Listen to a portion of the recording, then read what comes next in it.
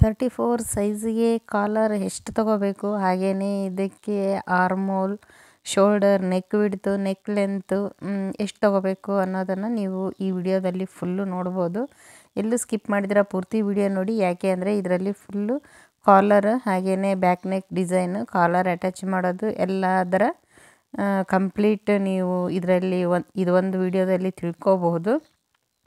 ಅದಕ್ಕೆ ಎಲ್ಲೂ ಸ್ಕಿಪ್ ಮಾಡಿದರೆ ಫುಲ್ಲು ನೋಡಿ. ಹಾಗೆಯೇ ಇದ್ರ ಮೆಜರ್ಮೆಂಟು ಹೇಗೆ ತೊಗೊಳ್ಳೋದು, ಹೇಗೆ ಕಟ್ ಮಾಡ್ಕೊಳ್ಳೋದು, ಸ್ಟಿಚಿಂಗ್ ಮಾಡೋದು ಹೇಗೆ ಅನ್ನೋದನ್ನು ಫುಲ್ಲು ನೀವು ಈ ವಿಡಿಯೋದಲ್ಲಿ ನೋಡ್ಬೋದು. ಪ್ಲೀಸ್ ಹೊಸಬರು ಯಾರು ಓಪನ್ ಮಾಡಿ ನೋಡ್ತಾ ಇದ್ದೀರಾ ಅವರು ಸಬ್ಸ್ಕ್ರೈಬ್ ಮಾಡ್ಕೊಂಡು ಸಪೋರ್ಟ್ ಮಾಡಿ ಫ್ರೆಂಡ್ಸ್. ಇಲ್ಲಿ ನೋಡಿ, ನಾನು ಇದನ್ನು 14 ಇಂಚು ಉದ್ದ ಇದೆ. ಇದು ಬ್ಯಾಕ್ ಪೀಸ್ ಮಾತ್ರ ತೋರಿಸ್ತಾ ಇದ್ದೀನಿ. 14 ಇಂಚು ಉದ್ದ ಇದೆ. ಇದು 8.5 ಇಂಚು ಎದೆ ಸುತ್ತಳತೆ ಇದೆ. ಇದು ವೇಸ್ಟ್ ಬಂದು 8 ಇಂಚ್ ಇದೆ. 1.5 ಇಂಚು ನಾನು ಎಕ್ಸ್ಟ್ರಾ ತೊಗೊಂಡಿದ್ದೀನಿ ಇದಕ್ಕೆ.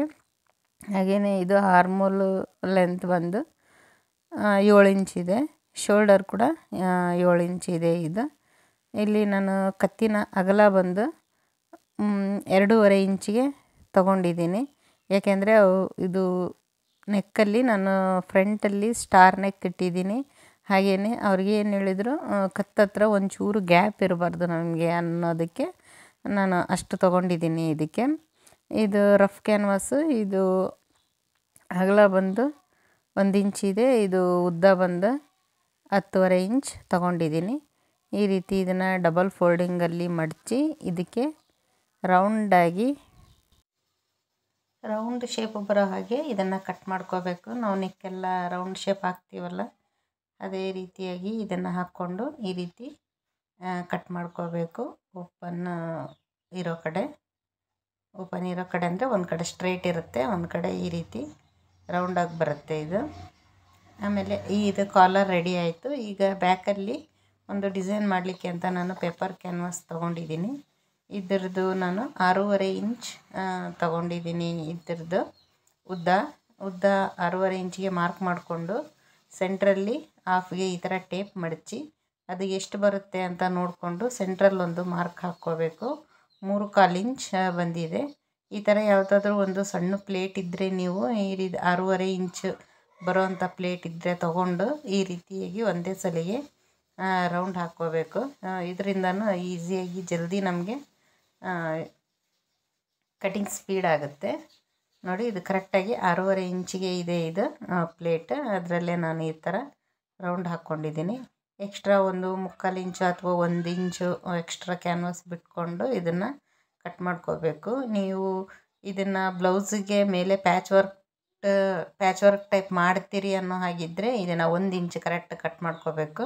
ಇದು ಒಳಗಡೆ ಹೋಗೋದ್ರಿಂದ ನಾನು 1/4 ಇಂಚಿಗೆ ಇದನ್ನು ರೌಂಡಾಗಿ ಇದನ್ನು ಕಟ್ ಮಾಡ್ಕೊಂಡಿದ್ದೀನಿ. ನೋಡಿ, ಈ ರೀತಿಯಾಗಿ ಇದನ್ನು ಕಟ್ ಮಾಡಿದ್ದೀನಿ ನಾನು. ಹಿಂದುಗಡೆ ಇದು ಬ್ಯಾಕಲ್ಲಿ ರೌಂಡಾಗಿ ಕಾಣಿಸುತ್ತೆ. ಈ ರೀತಿ ನೀವು ಕಟ್ ಮಾಡ್ಕೊಂಡಿರೋದನ್ನೇ ಬಿಸಾಕ್ತೀರಾ, ಹಾಗೆ ಇದನ್ನು ಇಟ್ಕೊಂಡ್ರೆ ನೆಕ್ಸ್ಟ್ ಟೈಮು ಇದೇ ಮೆಜರ್ಮೆಂಟ್ಗೆ ನೀವು ಇದನ್ನ ಮೇಲೆ ಇಟ್ಕೊಂಡು ಸ್ಕೇಲ್ ಟೈಪು ಈ ಥರ ರೌಂಡಾಗಿ ಮಾರ್ಕ್ ಹಾಕ್ಕೊಂಡು ಈಸಿಯಾಗಿ ಕಟ್ ಮಾಡ್ಕೋಬೋದು. ನೋಡಿ, ಇದಕ್ಕೇನಿದೆ ಫುಲ್ಲು ಇದಕ್ಕೆ 2 ಸೈಡು ಸ್ಟಿಚ್ ಹಾಕ್ಕೊತಾ ಇದ್ದೀನಿ. ಕರೆಂಟ್ ಇಲ್ಲ ಫ್ರೆಂಡ್ಸ್, ಇಲ್ಲಾಂದರೆ ಐರನ್ ಮಾಡ್ಕೊಂಡಿರ್ತಾ ಇದ್ದೆ. ಈ ರೀತಿ 2 ಸೈಡ್ ಸ್ಟಿಚ್ ಹಾಕ್ಕೊಂಡು 1/2 ಇಂಚ್ ಬಿಟ್ಟು ಕಟ್ ಮಾಡಿಕೊಂಡು ಇದನ್ನು ಮಡಚಿ ಸುತ್ತ ಸ್ಟಿಚ್ ಹಾಕ್ಕೊಂಡಿದ್ದೀನಿ. ಈಗ ನೋಡಿ, ಇದು ಬ್ಯಾಕ್ ಪೀಸ್ ತೊಗೊಂಡಿದ್ದೀನಿ. ಇದಕ್ಕೆ ನಾನು ಬೆನ್ ಪಟ್ಟಿಗೆ 1/2 ಇಂಚಿಗೆ ಮೊದಲು ಸ್ಟಿಚ್ ಹಾಕ್ತಾಯಿದ್ದೀನಿ. 1/2 ಇಂಚು ಸ್ಟಿಚ್ ಹಾಕ್ಕೊಂಡು ಇದಕ್ಕೂ ಕೂಡ ನಾವು ಟಾಪ್ ಸ್ಟಿಚ್ ಹಾಕ್ಕೋಬೇಕು.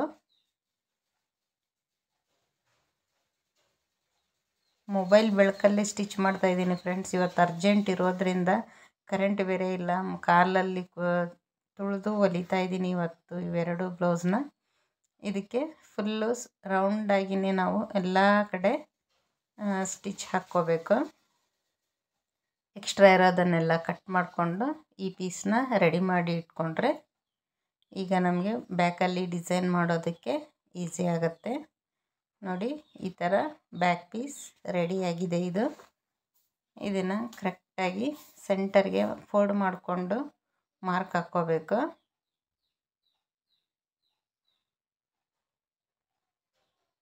ನಂತರ ಇದನ್ನು ಅಷ್ಟೇ ಸೆಂಟರ್ಗೆ ಫೋಲ್ಡ್ ಮಾಡಿ ಈ ರೀತಿ ಮಾರ್ಕ್ ಹಾಕ್ಕೋಬೇಕು. ಮಾರ್ಕ್ ಹಾಕ್ಕೊಂಡು ಇದು ಸೆಂಟರ್ ಏನಿದೆ ನೆಕ್ ಹತ್ರ ಕರೆಕ್ಟಾಗಿ ಸೆಂಟ್ರಿಗೆ 2.5 ಇಂಚಿಗೆ ಒಂದು ಮಾರ್ಕ್ ಮಾಡ್ಕೊಂಡಿದ್ದೀನಿ. ಆ 2.5 ಇಂಚ್ ಮಾರ್ಕ್ಗೆ ಇದನ್ನು ಕ್ಯಾನ್ವಾಸ್ನ ಕರೆಕ್ಟಾಗಿ ಅದೇ 2.5 ಇಂಚಿಗೆ ಸ್ಟಿಚ್ ಬರೋ ಹಾಗೆ ಸೆಟ್ ಮಾಡಿಕೊಂಡು ಇದಕ್ಕೆ ಸುತ್ತು ಕೂಡ ನಾನು ಈಗ ಸ್ಟಿಚ್ ಹಾಕ್ತಾಯಿದ್ದೀನಿ.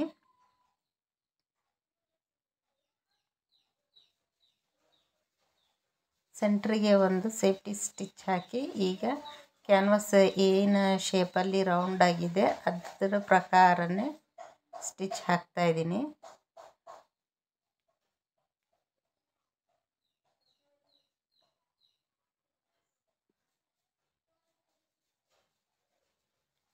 ಈಗ ಇದನ್ನು ಒಂದು 1/4 ಇಂಚ್ ಮಾರ್ಜಿನ್ಗೆ ಬಿಟ್ಟು ಉಳಿದಿರೋದನ್ನು ಎಲ್ಲ ಕಟ್ ಮಾಡ್ತಾಯಿದ್ದೀನಿ. ಇದಕ್ಕೆ ಫುಲ್ಲು ರೌಂಡಾಗಿ ನ್ಯಾಚ್ ಹಾಕ್ಕೋಬೇಕು. ನ್ಯಾಚ್ ಹಾಕ್ಕೊಂಡು ಈಗ ಇದನ್ನು ಈ ರೀತಿ ಕ್ಯಾನ್ವಾಸ್ ಒಳಗಡೆ ಹೋಗೋ ಹಾಗೆ ಈ ರೀತಿ ಟರ್ನ್ ಮಾಡಿಕೊಂಡು ಕರೆಕ್ಟಾಗಿ ಸ್ಟಿಚ್ ಹಾಕ್ಕೋಬೇಕೀಗ.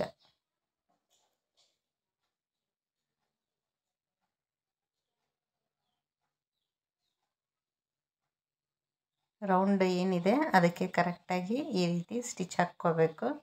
ನೀವು ಇದಕ್ಕೆ ಲೇಸ್ ಅಟ್ಯಾಚ್ ಮಾಡಲ್ಲ ಅನ್ನೋಗಿದ್ರೆ ಇದನ್ನು ಹೆಮ್ಮಿಂಗ್ ಮಾಡ್ಕೋಬೇಕಾಗತ್ತೆ, ಸ್ಟಿಚ್ ಹಾಕಬಾರ್ದು. ಇವರು ಲೇಸ್ ಅಟ್ಯಾಚ್ ಮಾಡೋ ಅಂತ ಹೇಳಿರೋದಕ್ಕೆ ನಾನು ಇದನ್ನು ಸ್ಟಿಚ್ ಹಾಕಿದ್ದೀನಿ. ಈಗ ಇದಕ್ಕೆ ಲೇಸ್ ಯಾವ ಥರ ರೌಂಡಾಗಿ ಬರೋ ಹಾಗೆ ಇದನ್ನು ಸ್ವಲ್ಪ ಲೂಸ್ ಬಿಟ್ಟು ನಾವು ಲೇಸ್ ಅಟ್ಯಾಚ್ ಮಾಡಬೇಕು. ಸ್ವಲ್ಪ ಟೈಟ್ ಎಳೆದ್ರೂ ಇದು ಎಲ್ಲ ಯಾಕೆಂದರೆ ರೌಂಡ್ ಇರೋದ್ರಿಂದ ನೀಟಾಗಿ ಬರೋದಿಲ್ಲ. ಲೇಸ್ನ ಆದಷ್ಟು ಲೂಸ್ ಬಿಟ್ಟು ನಾವು ಈ ರೌಂಡ್ ಇರೋ ಕಡೆ ಲೂಸ್ ಬಿಟ್ಟು ಲೇಸ್ ಅಟ್ಯಾಚ್ ಮಾಡ್ಕೋಬೇಕಾಗತ್ತೆ. ನೋಡಿ ಇದು ಎಷ್ಟು ಕರೆಕ್ಟಾಗಿ ಬಂದಿದೆ. ಬ್ಯಾಕಲ್ಲೂ ಕೂಡ ನಮಗೆ ಎಲ್ಲೂ ಎಕ್ಸ್ಟ್ರಾ ಕ್ಯಾನ್ವಾಸ್ ಪೀಸ್ ಹೊರಗಡೆ ಬರಲ್ಲ. ಈಗ ಇದಕ್ಕೇನು ಮಾಡೋಣ ಅಂದರೆ ಶೋಲ್ಡರ್ ಜಾಯಿಂಟ್ ಮಾಡ್ತಾಯಿದ್ದೀನಿ ನಾನು.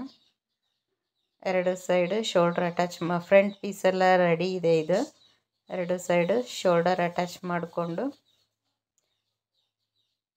ನಾವೇನು ಕಾಲರ್ ರೆಡಿ ಮಾಡ್ಕೊಂಡಿದ್ವಿ ಆ ಕಾಲರ್ನ ಈಗ ಕಟ್ ಮಾಡ್ಕೊಂಡಿರೋದನ್ನು ಈಗ ರೆಡಿ ಮಾಡ್ಕೋಬೇಕು. ಅದಕ್ಕೆ ಮುಂಚೆ ಇದನ್ನು ಕರೆಕ್ಟಾಗಿ ಸೆಂಟರಿಗೆ ಫೋಲ್ಡ್ ಮಾಡಿ ಸೆಂಟರ್ಗೆ ಬರೋ ರೀತಿ ಇದಕ್ಕೆ ಒಂದು ನ್ಯಾಚ್ ಹಾಕ್ಕೋಬೇಕು.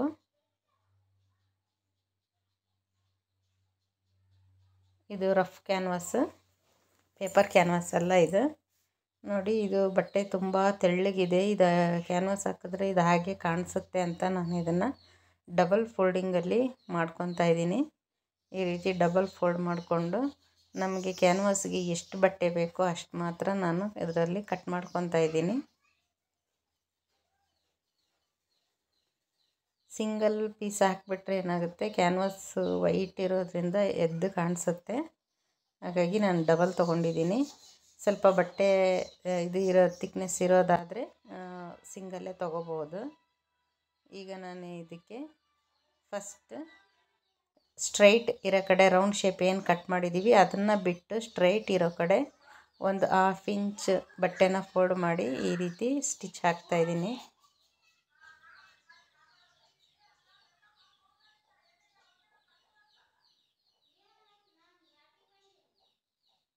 ನಂತರ ಈಗ ಇದನ್ನು ಕರೆಕ್ಟಾಗಿ ಮೇಲೆಯಿಂದ ಈ ರೀತಿ ಮಡಚಿ ಇದನ್ನು ಮತ್ತೆ ಸ್ಟಿಚ್ ಹಾಕ್ಕೋಬೇಕು.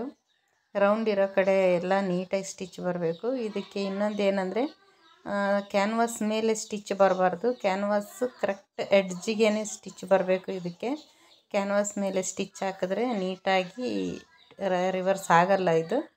ಅದಕ್ಕೆ ನಾನು ಕ್ಯಾನ್ವಾಸ್ ಕರೆಕ್ಟಾಗಿ ಎಂಡಿಗೆ ಹಾಕ್ತಾಯಿದ್ದೀನಿ. ರೌಂಡ್ ಇರೋ ಕಡೆ ಅಷ್ಟೇ ಫ್ರೆಂಡ್ಸ್. ಇದು ಅಗಲ ಮಾಡ್ದಿರ ಈ ರೀತಿಯಾಗಿ ಕರೆಕ್ಟಾಗಿ ಸ್ಟಿಚ್ ಹಾಕ್ಕೊಂಡ್ರೆ ನಮಗೆ ಫಿನಿಶಿಂಗ್ ನೀಟ್ ಬರುತ್ತೆ. ಆಮೇಲೆ ಅಟ್ಯಾಚ್ ಮಾಡುವಾಗ ಪ್ರಾಬ್ಲಮ್ ಬರೋದಿಲ್ಲ. ಇದೇನಾದರೂ ಸ್ವಲ್ಪ ಲೂಸ್ ಆಯಿತು ಅಂದರೆ ಅಟ್ಯಾಚ್ ಮಾಡುವಾಗ ಸ್ವಲ್ಪ ಪ್ರಾಬ್ಲಮ್ ಬರುತ್ತೆ. ಹಾಗಾಗಿ ನೋಡಿಕೊಂಡು ಇದನ್ನು ಸ್ಟಿಚ್ ಮಾಡ್ಕೋಬೇಕು. ಎಕ್ಸ್ಟ್ರಾ ಬಟ್ಟೆ ಎಲ್ಲ ಕಟ್ ಮಾಡಿ ಇದಕ್ಕೆ ನ್ಯಾಚ್ ಹಾಕಿ ಸೀದಾ ಮಾಡಿಕೊಂಡು ಸ್ಟಿಚ್ ಹಾಕ್ತೀನಿ.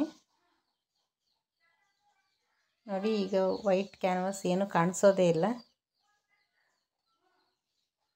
ಈಗ ಇದಕ್ಕೆ ಎಡ್ಜಿಗೆ ಒಂದು ಸ್ಟಿಚ್ ಹಾಕ್ತಾಯಿದ್ದೀನಿ.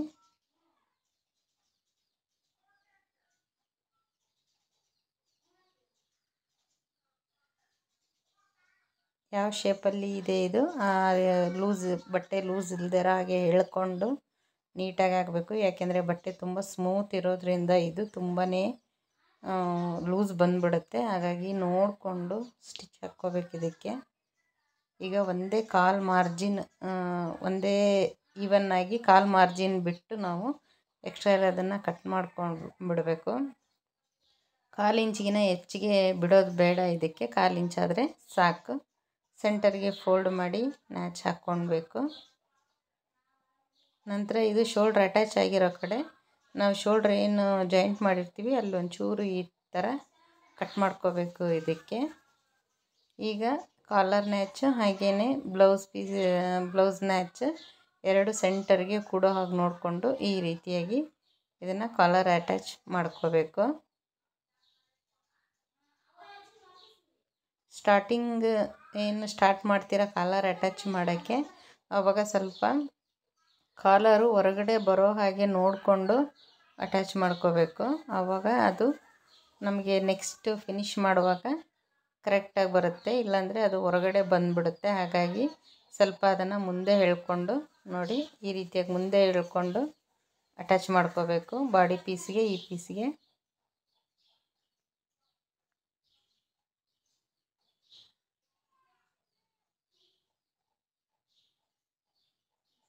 ನಂತರ ಏನು ಸ್ಟಿಚ್ ಮಾಡ್ಕೊಂಡಿದ್ದೀವೋ ಅದನ್ನೇ ಈ ರೀತಿ ಒಳಗಡೆ ಹಾಕಿ ಮತ್ತು ಸ್ಟಿಚ್ ಹಾಕ್ಕೋಬೇಕು ಮೇಲೆ. ಈ ಫಿನಿಶಿಂಗ್ ಮಾಡಿದ್ರೆ ಇದು ಬ್ಲೌಸ್ ಮುಗ್ದ ಹಾಗೇ ಕಾಲರಿಂದ. ಇಲ್ಲೂ ಅಷ್ಟೇ ಯಾವುದೇ ಪೀಸನ್ನ ನಾವು ಎಳಿದೀರ ಫಿನಿಶಿಂಗ್ ಮಾಡಬೇಕು.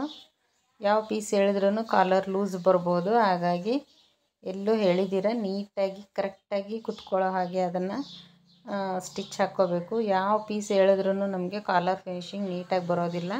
ಅದನ್ನು ಹಾಕ್ಕೊಂಡೋಗೋ ಅಷ್ಟೇ ಅದು ಕಾಲರು ನೀಟಾಗಿ ಕಾಣಿಸೋದಿಲ್ಲ. ಅದಕ್ಕಾಗಿ ನಾವು ಯಾವುದೇ ಕಾರಣಕ್ಕೂ ಯಾವ ಪೀಸು ಎಳಿದಿರನೇ ಇದನ್ನು ಸ್ಟಿಚ್ ಹಾಕ್ಕೋಬೇಕು. ನೋಡಿ ಕಾಲರ್ ರೆಡಿ ಆಯಿತು. ಬ್ಯಾಕಲ್ಲಿ ನೆಕ್ಕು ಕೂಡ ರೆಡಿ ಆಗಿದೆ. ಇದಕ್ಕೆ ಈಗ ಸ್ಲೀವ್ ಅಟ್ಯಾಚ್ ಮಾಡಿಕೊಂಡು ನಾನು ಸೈಡ್ ಫಿಟ್ಟಿಂಗ್ ಮಾಡಿ ತೋರಿಸ್ತೀನಿ ಫ್ರೆಂಡ್ಸ್ ನಿಮಗೆ. ಇದನ್ನು ಫುಲ್ಲು ಸ್ಲೀವ್ ಅಟ್ಯಾಚ್ ಮಾಡೋದು ಸೈಡ್ ಫಿಟ್ಟಿಂಗು ಇದು ಎಲ್ಲ ತೋರಿಸ್ಬೇಕಂದ್ರೆ ತುಂಬಾ ವಿಡಿಯೋ ಲೆಂತೆ ಆಗುತ್ತೆ. ಹಾಗಾಗಿ ಇದು ಎಲ್ಲ ಫಿನಿಶಿಂಗ್ ರೆಡಿ ಆಯಿತು. ನೋಡಿ ಕಾಲರ್ ಈ ರೀತಿಯಾಗಿ ಬಂದಿದೆ. ಇದು ಫ್ರಂಟಲ್ಲಿ ಸ್ಟಾರ್ ನೆಕ್ ಹೇಳಿದರು, ಸ್ಟಾರ್ ನೆಕ್ ಇದಕ್ಕೆ ಸ್ಟಿಚ್ ಮಾಡಿರೋದು. ಈ ಬ್ಲೌಸ್ಗೆ 300 ರೂಪಾಯಿ ಕೊಟ್ಟಿದ್ದಾರೆ ಫ್ರೆಂಡ್ಸ್. ಇದು ಕಾಲರ್ ಲೈನಿಂಗು ಕ್ಯಾನ್ವಾಸು ಎಲ್ಲ ಲೇಸು ಎಲ್ಲ ನನ್ನದೇ ಆಗಿರೋದ್ರಿಂದ 300 ರೂಪಾಯಿ ಕೊಟ್ಟಿದ್ದಾರೆ. ಈ ಥರ ಬ್ಲೌಸ್ಗೆ ನಿಮ್ಮ ಕಡೆ ಏನು ರೇಟ್ ತೊಗೊತೀರಾ ಅಂತ ಕಮೆಂಟ್ ಮಾಡಿ ತಿಳಿಸಿ. ಈ ವಿಡಿಯೋ ಇಷ್ಟ ಆಗಿದ್ದರೆ ನಿಮಗೆ ಪ್ಲೀಸ್ ಲೈಕ್ ಮಾಡಿ ಸಪೋರ್ಟ್ ಮಾಡಿ ಫ್ರೆಂಡ್ಸ್. ಏನಾದರೂ ಡೌಟ್ಸ್ ಇದ್ದರೆ ನೀವು ಅದನ್ನು ಕಮೆಂಟ್ ಮಾಡಿ ತಿಳಿಸಿ. ಮತ್ತು ನೆಕ್ಸ್ಟ್ ವಿಡಿಯೋದಲ್ಲಿ ಸಿಗೋಣ. Thank you so much.